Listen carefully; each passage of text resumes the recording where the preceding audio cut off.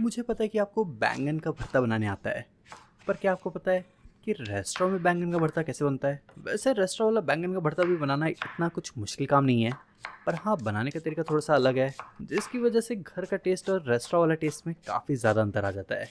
हाँ तो करना क्या है, लेना है एक पैन जिसमें डालना है बहुत सारा सरसों का तेल। सरसों के तेल को ना अच्छी तरह से गर्म कर लेना।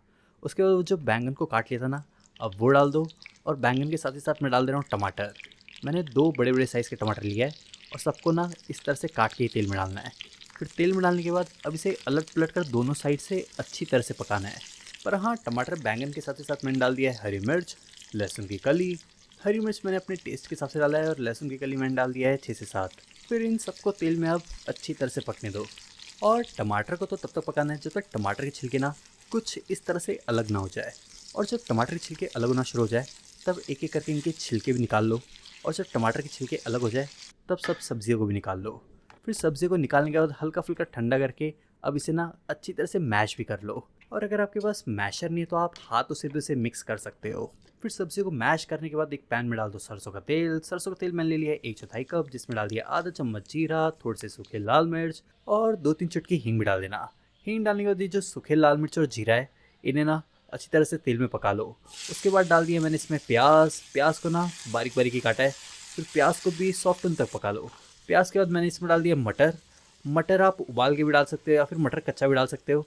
फिर मटर पकने के बाद डाल दो इसमें गरम मसाला, 1 चम्मच भर के कश्मीरी लाल मिर्च पाउडर, थोड़ा सा नमक भी डाल दिया है और हल्दी। फिर हल्दी नमक ये सब डालकर अब इसे दोबारा मिला लो। फिर मसालों को भी अब पकने दो। और जब मसाला भी अच्छी तरह से पक जाए, तब क्या करना है, तब वही डाल दो जो बैंगन टमाटर को अच्छी तरह से मैश कर लिया था।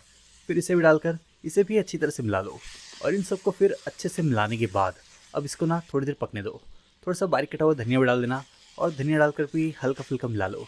और धनिया मिलाने के बाद अपना इसे निकाल सकते हो। फिर क्या करना है, लेना है एक बड़ा सा बर्तन जिसमें डालना है बहुत सारा आटा।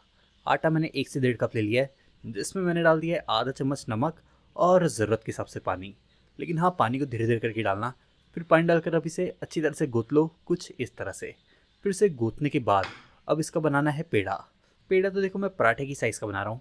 फिर पेड़ा बनाने के बाद अब इसके ऊपर थोड़ा सा सूखा आटा डाल दो और फिर अब इसे हल्के हल्के हाथों से बेल भी लो। फिर इसे अच्छी तरह से इस तरह से बेलने के बाद ऊपर से लगा लो घी या फिर तेल। वैसे तेल लगाओगे तो ज़्यादा अच्छा है। फिर तेल लगाने के बाद अब इसे कुछ इस तरह से फोल्ड कर लो। और फोल्ड करने के बाद अब इस पर दोबारा से सूखा आटा डाल दो। और सूखा आटा डालने के बाद इसे बहुत हल्के हल्के हाथों से बेलना, वरना पकने के बाद इसके लेयर्स अलग नहीं होंगे। फिर से इस तरह से बेलने के बाद डाल दो सीधा गर्मा गर्म तवे पर। फिर गर्म गर्म तवे पर डालने के बाद अब इस पर आप घी या फिर तेल भी लगा सकते हो। फिर घी तेल लगाने के बाद अब इसे पलट लो और दूसरे साइड पे भी घी या फिर तेल लगा सकते हो। फिर इसे अलट पलट कर तब तक पकाओ जब तक ये कुछ इस तरह से ना पक जाए दोनों साइड से। फिर इसे निकाल कर भरता के साथ गर्मा गर्म सर्व कर लो। रेसिपी अच्छी लगी तो वीडियो को लाइक, शेफ प्रतीक्स किचन को सब्सक्राइब।